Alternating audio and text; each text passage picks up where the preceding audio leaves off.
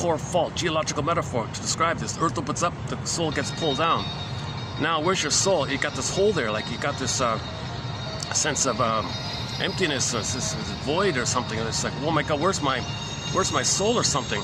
And all your energy's got to go to the survival brain. Now you can't live the love anymore. What a pain! What a betrayal! What a pain! Now the mercy is, Emily Dickinson describes the mercy of this as the swoon. Her poem is, one line from one of her poems is, there's a pain so utter, it swallows substance up, then the person goes in a swoon.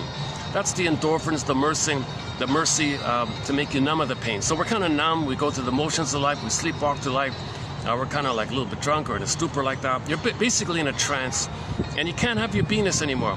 Karen Horney refers to this in her famous essay, Paucity of Inner Experiences. Now, because you can't come from within, you can't feel within, you're overly focused all the time. To make that point clear about the overt focus, the baby's nursing with the mother. That's all overt focus.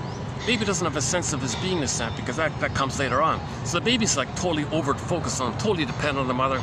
He's overt focused. Mother going to be safe, mother going to soothe him, mother's going to be there for him, is mother going to reply. So the baby's overt focused. If there's a trauma with the mother like that, flash frozen, he's going to be always overt focused. That's called externalized living. That's the follow-up essay by Karen Horney, one of our mentors. So a positive inner experience will lead to an excessive focus outwardly. You're not coming from within anymore. You're not making sense. Kirsten Wilson's reference to this in her famous speech called "Ooh, My Soul Is." If you're not in your body, you're not making sense, literally. And it's disembodied discourse that causes all these problems out there. Woodman's line is, the wounded feminine leads to distorted masculine.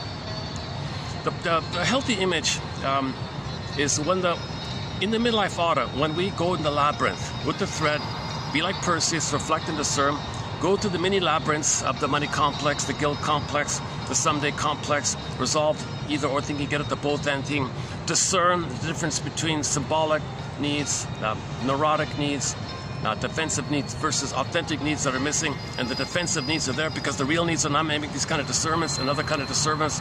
You study defense mechanisms. That's the rabbit or the trickster. Then the rabbit poofs to the duck. The duck, you can swim in the water, fly in air, walk on land, means you can bring up material from the unconscious to the air of conscious, integrated. Like a fisher person brings up the fish, and the metaphor is it's up in the air and you eat the fish. You assimilate psychological knowledge, psychological food. It's a part of yourself. Something unknown about you, you bring it up and you integrate it. It's similar with Rapunzel. She pulls up the radish, eats the radish. So you want to make the unconscious conscious.